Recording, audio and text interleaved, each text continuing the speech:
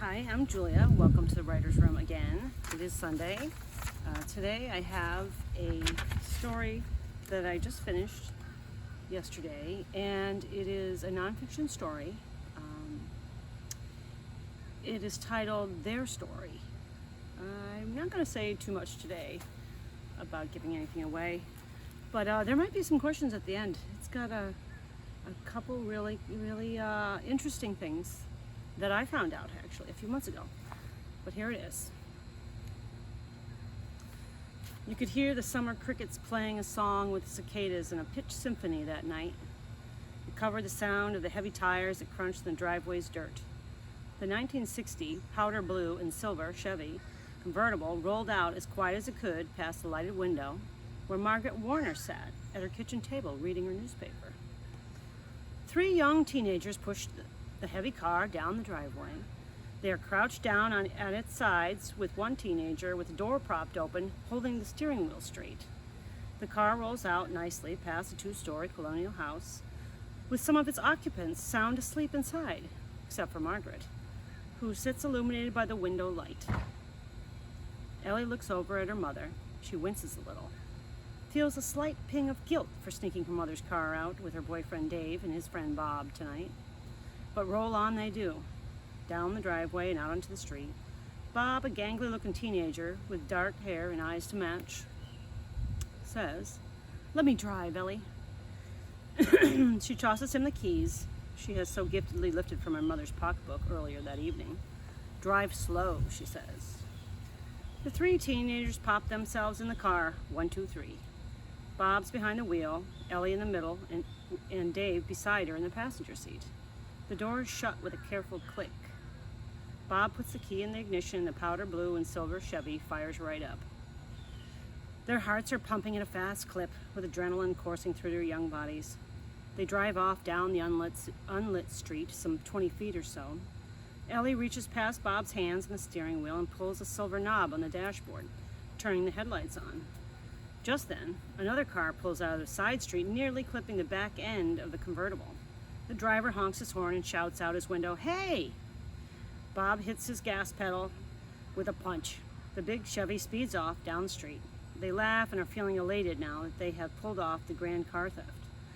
"Let's put the top down on this convertible," says Bob. "Nah, it's better to leave it up. We did borrow the car without asking. We don't want someone to spot us," says Dave. "Exactly," says Ellie. Ellie and Dave sit close together. Dave holds her hand and gives it a slight squeeze as if to say, Dave and Ellie are that couple. The couple that are both so good looking, it hurts your eyes just to look at them. They are that couple that has been marked in high school as most beautiful, most popular. Dave with his mysterious hazel eyes and handsomely chiseled face, light brown hair, sharp and a Marine Corps cut, high and tight. Ellie, the picture of beauty with soft brown eyes, dark auburn hair that rolls down her back with a face of a gilded Renoir. The three teenagers are thoroughly enjoying their ride around town, further accelerating it with a song, "Drive My Car" by the Beatles, playing loudly. This is the in crowd, the now kids of 1965. No broken hearts here. The kids sing along, "Baby, You Can Drive My Car," and "Maybe I Love You." Those are the last and resonating lyrics they will hear that night on their joy-filled ride of youth that lets them feel as if they are invincible and will yield to no one, not even themselves. Darkness creeps in, permeates the fairly new Chevy convertible. The dash lights set aglow and the kids, smiles abound and freedom reigns, giving them a euphoric view of life not yet lived to see around the corner with experience. A corner it was, heavy on tires, thick with a rubber sole. Sliding on slippery gravel, too fast, too hard. One flip, two flips, three flips, telephone pole.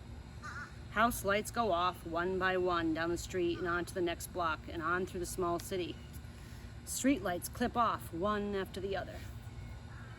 The moon and starlight are all that breathe life into them now, and breathe they do.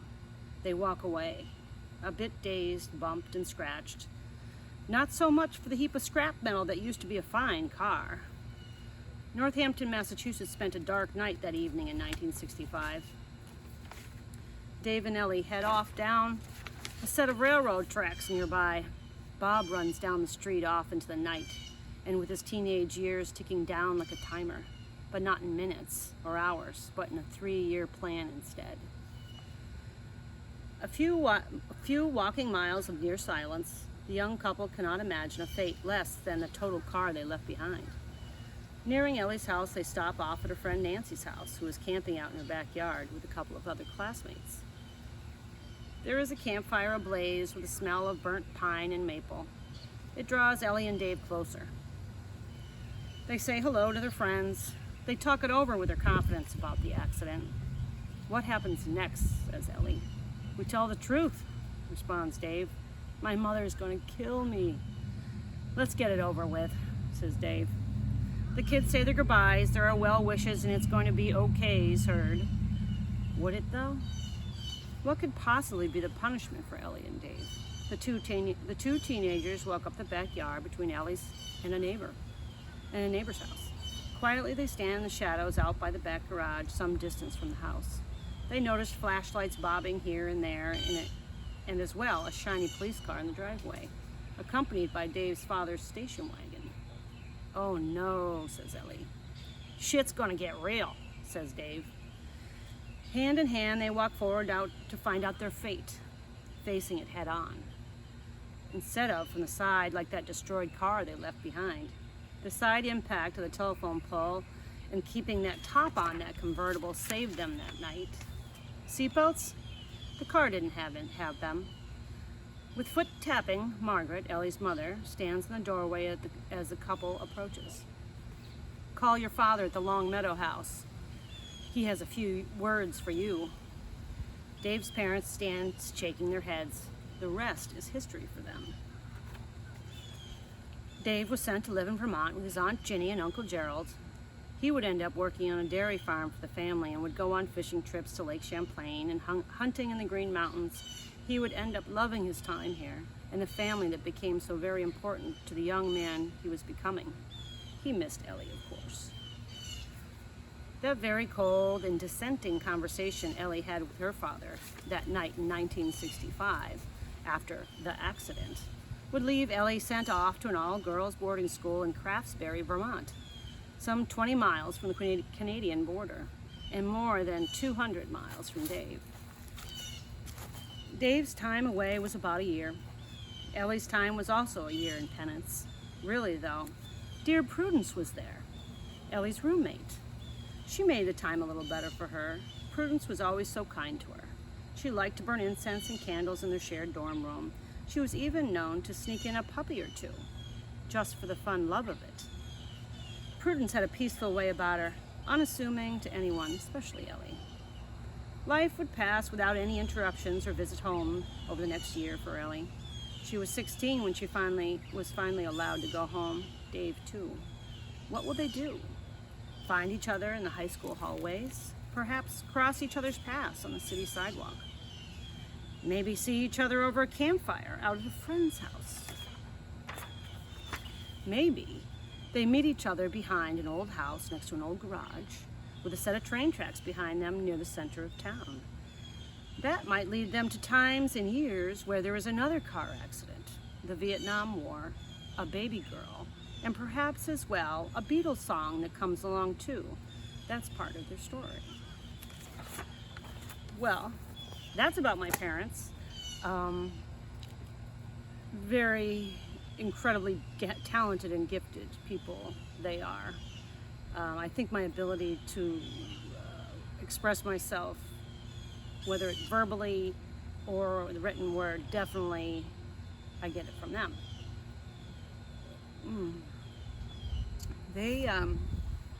I have been, over the past week or two, I've been interviewing them about that car accident.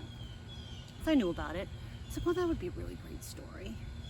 75% of that is exactly how it went down. I, of course, added in where I thought the story needed it for the buoyancy, the carry that it needs to go from a simple beginning to, the critical point to leading down to the end. I wrote it the way I did instead of having like a so explaining ending. I wrote it in a stream of consciousness with asking questions.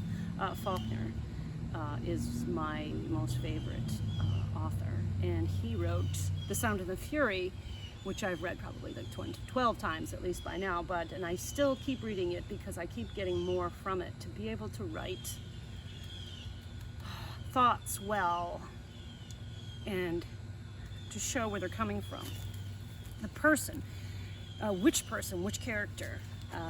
Those three question likes were actually mine to answer how did they meet again and what did they do. There is a couple of things that are very interesting about the story. One, and sadly, my father's childhood friend Bob, who is in this story, died 3 years later in yet another car accident. My father was just set out to leave about a week away for leaving for boot camp in the Marine Corps and then on to Vietnam after that. Sad. It's very sad. The other one was, it's me, I'm the baby girl, hello.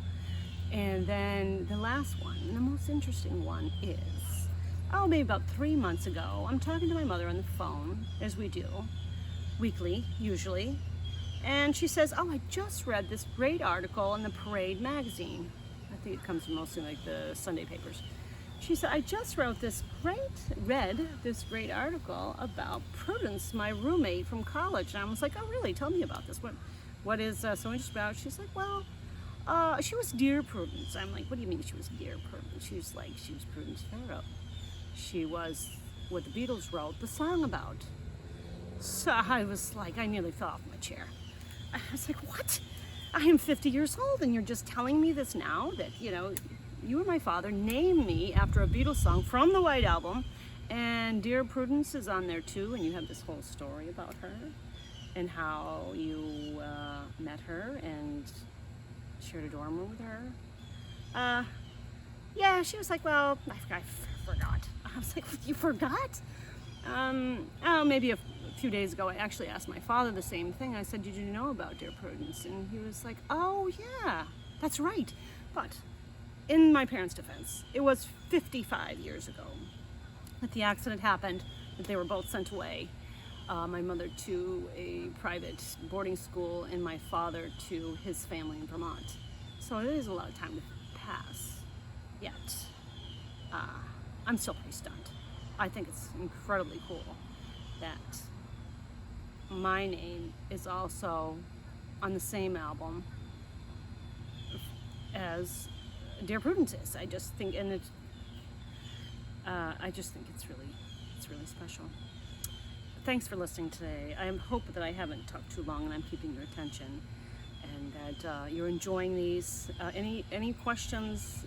Please just leave me your name and where you're from. I'd be happy to answer them. And with that, I'd like to leave you with good thoughts, to say good words, and do good deeds.